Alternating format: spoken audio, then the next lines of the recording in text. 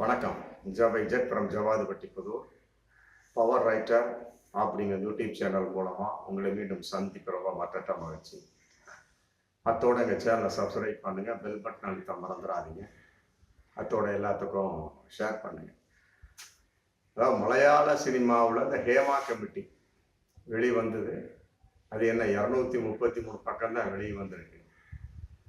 அதுக்குள்ளே ஏகப்பட்ட பேர் அவங்க கையை வச்சான், இவங்க கையை பிடிச்சான், மார்பகத்தை பிடிச்சான், படுக்கைக்கு அழைச்சான் அப்படிங்கிற மாதிரி ஏகப்பட்டது. ஹேமா கமிட்டி டார்ச் லைட் அடிச்சு வெளிச்சம் போட்டு காட்டி விட்டது. Right, okay. அப்புறம் இவங்க எதுக்கு ஒரு ஒப்பாரியை வைக்கணும் அப்படிங்கிற கேள்வி இருக்கு இல்லையா? ஏகப்பட்ட நடிகைகள். ஆமா, அது உண்மைதான். இதுக்கு முதல்ல எந்த ஊருக்கு போயிருந்தீங்க அப்படிங்கிற கேள்வியும் வருது. ஹேமா கமிட்டி விசாரணை அடிப்படையில் எல்லாத்தையும் கம்ப்ளீட்டா டோட்டலா சொல்லிட்டாங்க. அவங்க சட்டப்படியான ஒரு ரீதியில கம்ப்ளீட் இன்னென்ன நடிகைகள், இன்னென்ன நடிகர்கள் இப்படியெல்லாம் செய்தார்கள், இப்படியெல்லாம் பாதிக்கப்பட்டார்கள். ஆண் நடிகர்கள் கூட பாலியல் வன்கொடுமைக்கு ஆளாக்கப்பட்டிருக்கிறார்கள் அப்படிங்கிற மாதிரிலாம் சொல்லி ரொம்ப தெளிவா பண்ணிட்டாங்க. இதை பார்த்து ஒரு தூண்டுதல் வெளிப்பாடா இல்லை அதுக்கு பின்னாலதான் அந்த பல நடிகைகளுக்கு தைரியம் வந்துதா அப்படின்னு தெரியல. ஒவ்வொன்றா வாயை திறந்துகிட்டு இருக்கிறாங்க. இதுக்கு முதல்ல எந்த ஊர் போனாங்க அப்படிங்கிற ஒரு கேள்வி வரக்கூடிய சமயத்துல அவங்களால பதில் சொல்ல முடியல. சொல்ல வேண்டியதான், பல குற்றச்சாட்டுகள் இருக்கலாம். ஒரு துறை அப்படின்னா ஏகப்பட்ட பிரச்சனை உண்டுங்க. அதுல சாதாரண சினிமாவாவது டக்குன்னு சொல்லிடலாம். பாலியல் சீண்டல் கட்டாயமா இருக்கு, படுக்கைக்கு கூப்பிடுவாங்க, அட்ஜஸ்ட்மெண்ட் பண்ணி கூப்பிடுவாங்க. அதெல்லாம் தெரிஞ்ச விஷயம்தான், ஊரறிந்து நாரி போன விஷயம்தான். இதையெல்லாம் விட இன்னும் வேறு துறைகள்லாம் இருக்கு. ஐடி இருக்கு, வேறு எத்தனையோ துறைகள்லாம் கைமாறக்கூடிய பல பெண்கள் இருக்கிறாங்க இல்லையா? என்னன்னு கேட்டா, என்ன பண்றதுங்க, எங்க வயிற்றுக்கு நாங்க பண்ண வேண்டியதா இருக்கு. என் குடும்பத்துல இப்படி, என் புருஷன் அப்படி, என் புருஷன் ஒரு குடியாரனா போயிட்டான், என் பிள்ளைக்கு நாளைக்கு கல்யாணம், எனக்கு 10 லட்ச ரூபா வேணும். இந்த மாதிரிலாம் பல பெண்கள் இருக்கிறாங்க. அது ஒரு பிரச்சனை. இருந்தாலுமே அந்த நேரத்துக்கு சொல்லாமல் பிரச்சனை என்று வரக்கூடிய சமயத்துல ஒரு 5 வருஷம் 10 வருஷத்துக்கு ஏதோ கூட்டத்தோட கோவிந்தாவா வரக்கூடிய சமயத்தை நாமளும் கோவிந்தா கோவிந்தான்னு சொல்லலாமா?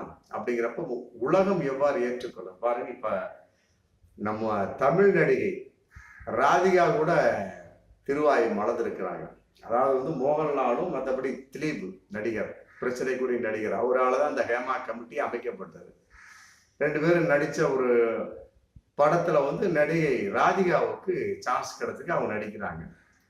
நடிச்சுக்கிட்டு இருக்க சமயத்துல அந்த கேரவன் லேடிஸ் உடைகள் மாற்றக்கூடிய அந்த கேரவன் கான்செப்ட்ல வரக்கூடிய சமயத்துல அங்க சுத்தி அந்த பஸ்ஸை ஒட்டி சுத்தி ஏதோ ஒரு செல்போன்ல படம் பார்த்துட்டு இருந்திருக்கிறாங்க. கூட்டமா நின்று அந்த யூனிட்ல உள்ளவங்க என்னன்னு எட்டி பார்த்தாங்களாம். பார்த்தா கேரவானுக்குள்ள நடிகை சேலை மாத்துறது, பிராசியர் மாத்துறது, உள்பாவடை மாத்துறதெல்லாம் வச்சு பார்த்துட்டு இருந்திருக்காங்க. இது எப்படி கிடைச்சது?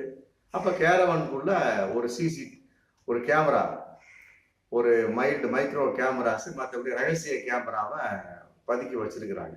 அதன் மூலமா வெளியே நின்று பார்த்துட்டு இருக்கிறாங்க. அதை ரெக்கார்டு பண்ணி அமைச்சிருக்கு, பார்த்துருக்காங்க. இதை பார்த்துட்டு ராதிகா என்ன பண்ணாங்கன்னா, ராஸ்கர்ஸ் இந்த மாதிரிலாமா பண்ணுவீங்க, இனிமே இந்த மாதிரி செஞ்சீங்கன்னா செருப்பாலே அடிப்பேன் அப்படின்னு கண்டித்து விட்டு வந்தேன்னு சொல்லிட்டு இன்னைக்கு ஒரு மிக பகிரங்கமா ஒரு பேட்டி கொடுக்குறாங்க. Right, okay. இதை பார்த்து இன்னொரு நடிகை சொல்றாங்க, சரிங்க, இந்த மாதிரி கேரவன்ல நடிகைகள் உடை மாற்றுவதை திருட்டுத்தனமா ஒரு கேமரா வச்சு பிடிச்சி அவங்க செல்போனை மூலமா பார்த்துட்டு இருக்காங்க. Right, okay.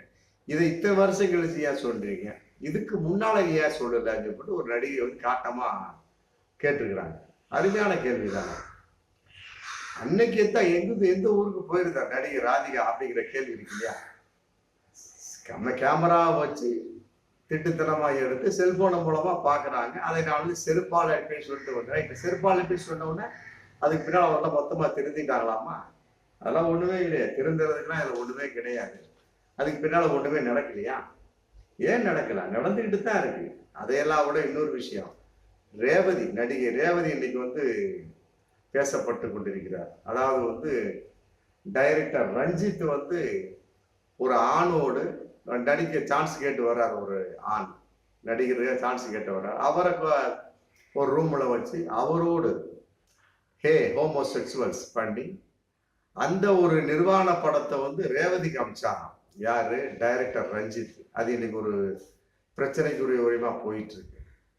அதை கேட்கக்கூடிய சமயத்தை ரேவதிட்ட கேட்கக்கூடிய சமயத்தை, இல்லைங்க ரஞ்சித்லாம் அப்படிப்பட்ட ஒரு படத்தை எனக்கு அனுப்பல சொல்லிட்டு அவரும் நடுவுறாரு. இல்ல இப்படிலாம் டைரக்டர் ரஞ்சித் வந்து அனுப்புனதா தகவல். யாரு? பாதிக்கப்பட்ட அந்த நடிகரே சொல்ற. அப்படி இருக்கக்கூடிய சமயத்துல ரேவதிக்கு ஏன் அந்த படம் கிடைக்காம இருந்திருக்கும்? அப்படி கிடைத்திருந்தாலுமே கூட அந்த நேரத்துக்கு அவர் சொல்லவில்லை. கிடைக்கலைன்னா விட்டுருங்க, முடிஞ்சு போச்சு. எனக்கு அப்படிலாம் ஒரு டைரக்டர் ரஞ்சித் வந்து படம் அனுப்பவில்லைன்னு சொல்லிட்டு மழுப்பெல்லாம் சொன்னாரா, பொய் சொல்றாரா அப்படி தெரியல. சரி அனுப்பல, முடிஞ்சு போச்சு. அனுப்பியிருந்தானே அன்னைக்கே சொல்லிட்டுக்கலாம் இல்லையா? இதையே வந்து அன்றைய நாள் வந்து நடிகர் ரேவதி மறைத்தார். முதல்ல சொன்ன மாதிரி ராதிகா ஏன் வந்து அன்னைக்கே வந்து செருப்பால் அவர் அந்த பசங்களை அடிக்கல. இப்படிலாம் பயங்கரமான ஒரு கேள்விலாம் இருக்குது. இது சம்பந்தமா வந்து நடிகர் ஜீவாட்டையே வந்து பத்திரிகைக்காரங்க கேள்வி கேட்டிருக்காங்க. இந்த மாதிரி வந்து நடிகர் ராதிகா சொல்லியிருக்கிறாங்க, தமிழ் சினிமாவோட ஏகப்பட்ட வன்கொடுமைகள், பல பாலியல் செய்கின்ற, படுக்கைக்கு கூப்பிடுறது, அட்ஜஸ்ட்மெண்ட் பண்றது, அப்புறம் மார்பகத்தை பிடிப்பது, கிள்ளுவது, மற்றபடி வந்து முத்தமிடுவது, இந்த மாதிரி பாலியல் சீண்டெல்லாம் இருக்குன்னு சொல்றாங்க. நிஜமான்னு கேட்கும் போதுல நீங்க சொல்லித்தாங்க எனக்கே தெரிஞ்சுக்கிட்டு நடிகர் ஜீவா வந்து அப்பாவித்தனமாக சொல்லியிருக்கிறார். அவரு தேனியில ஒரு ஜவுளி கடை ஓப்பனுக்கு போனவரை பிடிச்சி இன்னைக்கு பேட்டி கண்டிருக்கிறாங்க.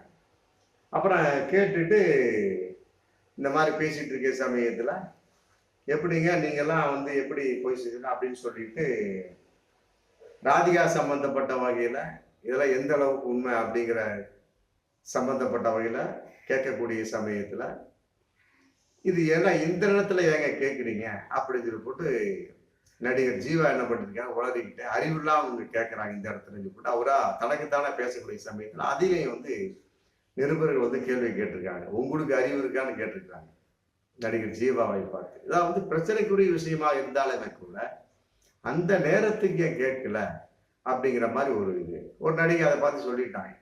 அப்ப இதன் மூலமாக நடிகைகள் பிறருக்கு உதவி செய்திருக்கிறார்கள். எப்படி பாயிண்ட் போகுது பாருங்க. நடிகைகள் ராதிகா பார்த்து ஒரு நடிகை சொல்றாங்க, அந்த நம்ம நடிகை ராதிகா வந்து பிறருக்கு உதவி செஞ்சிருக்கிறாங்க. அன்னைக்கே செருப்பு கட்டி அடிச்சிருக்க வேண்டியதானே? கேரவான்ல பல நடிகைகள் சேலை மாத்துறது, ஜாக்கெட்டு மாத்துறது, பிராசீரை போறது வந்து உள்ள கேமரா வச்சு மறைமுகமா வச்சு எடுத்து வெளியே நின்று உட்காந்து ரசிச்சுட்டு இருக்காங்க. ரைட்டு, ஓகே இருக்கட்டும்.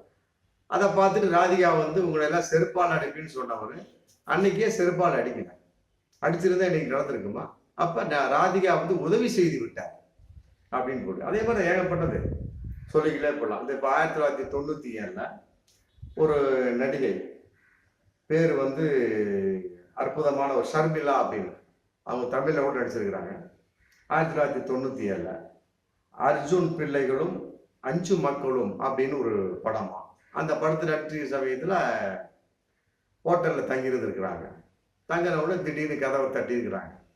4 பேர் தண்ணியை போட்டுட்டு யோசிச்சுட்டு பாலியல் வன்கொடுமை, பாலியல் பலாத்காரம் செய்யக்கூடிய சமயத்துல கடகடா அவங்க என்ன பண்ணிட்டாங்க, ஷர்மிளா தப்பிச்சு ஒரு கீழே ரிசப்ஷனை சொல்லியிருக்காங்க. ரிசப்ஷன் சொன்னவுடனே அவங்களுக்கு ஆல்ரெடி தெரியும் சினிமாக்காரெல்லாம் இப்படிதான் இருப்பானுன்னு தெரியும். சிரிச்சாராம் அவரு. உடனே அந்த அம்மா வந்து டக்கடன்னு கீழே ஓடி ஒரு ஆட்டோ டிரைவர் என்னை காப்பாற்றுறாரு சொல்லி இன்னைக்கு பேட்டி கொடுத்துருக்காங்க. ஆட்டோ டிரைவரை பிடிச்சி தப்பிச்சு போயிருக்கிறாங்க. அதே மாதிரி பரிணயம் அப்படிங்கிற பயணத்துல படத்துல டைரக்டர் ஹரிகரன் வந்து என்னைய படுக்கைக்கே கூப்பிட்டாச்சு கூட பப்ளிக்கா சொல்றாங்க நடிகை ஷர்மிளா.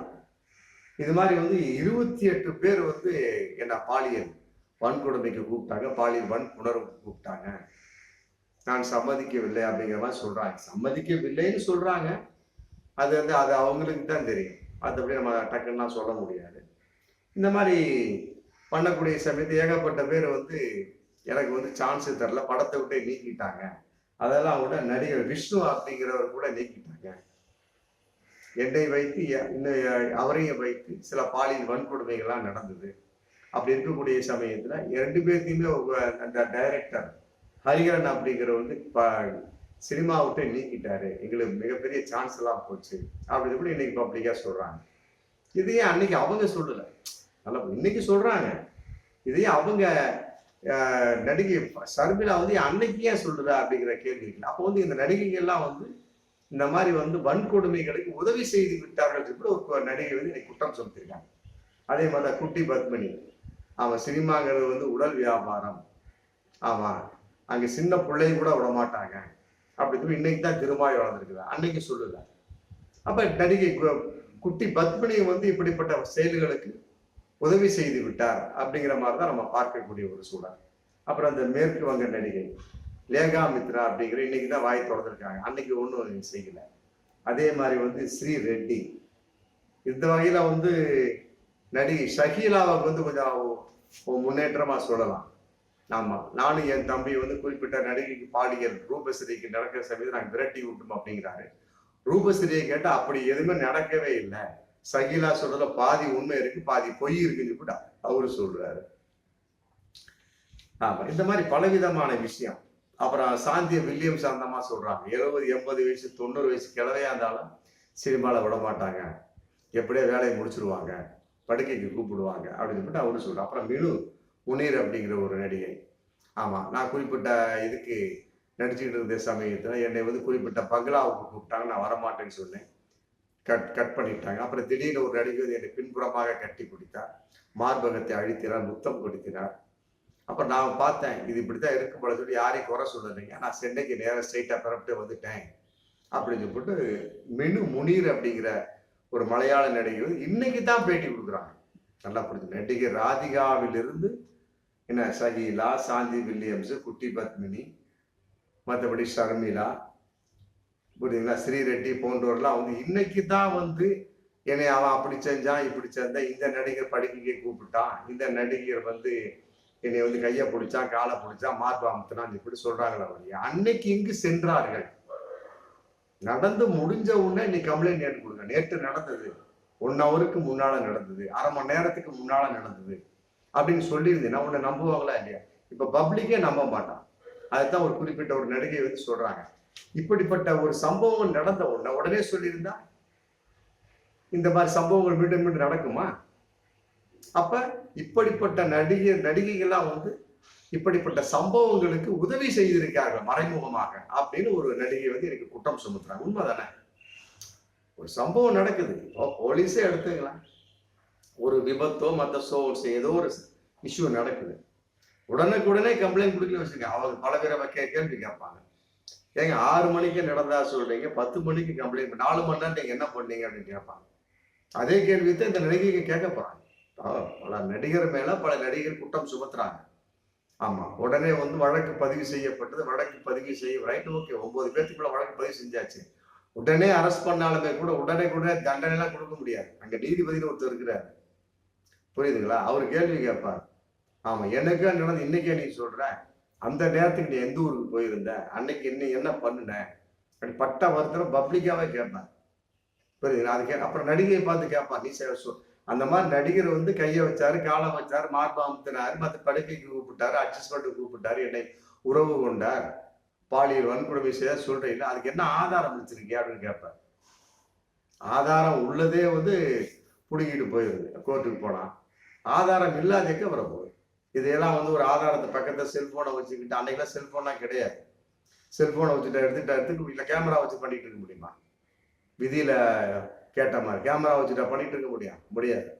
அதெல்லாம் பல விதமா இருக்கு. அதனால வந்து அந்தந்த நேரத்தில் நடந்த பாலியல் வன்கொடுமைகளை நடிகைகள் இன்னைக்கு சொல்ற நடிகை அன்று ஏன் சொல்லவில்லை அப்படிங்கிற கேள்வி வரக்கூடிய சமயத்துல கட்டாயமா இந்த கேஸ்ல நிக்காது. அதனால வந்து இவர்கள் மறைமுகமாக உதவி செய்து விட்டார்கள். நாம நடிகர்களுக்கு இந்த மாதிரி பாலியல் வன்கொடுமை செய்த சொல்லப்படக்கூடிய நடிகர்களுக்கு இந்த நடிகைகளே இந்த உண்மைகளை சொல்லாமல் உதவி செய்து விட்டார்கள் அப்படின்னு நம்ம என்ன தோணுத ஒழிய மற்றபடி வந்து நடிகை மேல பரிதாபப்படக்கூடிய அளவுக்கு ஒரு விஷயமே கிடையாது. எப்படி பரிதாபப்பட முடியும்? பரிதாபப்பட முடியாது. அவன் படுக்கைக்கு கூப்பிட்டா 2 சீன் கொடுத்தான், போயிட்டான். அப்புறம் திரும்ப ஒருத்தர் கையை போடுவான், காலை போடுவான், மார்பு அமுத்துவான், ஒரு கதாநாயகி போஸ்டர் கொடுப்பான். அப்புறம் இன்னொருத்தர் வந்து ஃபுல்லா வேலையை முடிச்சு சோலையை முடிச்சு கதாநாயகி அவனை மாத்தி விட்டுருவான். அப்புறம் எல்லாம் முடிஞ்சதுக்கு பின்னால் நீங்க எதுக்கு அவனை பத்தி சொல்ற? அப்ப அவனை கதாநாயகரை ஒழித்திருக்கானா இல்லையா? ஒரு 2 சீன் கொடுத்தானா இல்லையா? கொடுக்கலைன்னா உடனே போட்டு கொடுத்துறது, புறம் பேசுவது, பொய் சொல்லுவது, என்ன கொடுக்கலைன்னா கொடுத்துட்டா அவன் பெரிய ஆளுன்னு சொல்லிட்டு புகழ்வதா அப்படிங்கிற ஒரு தாட் இதுல வருது.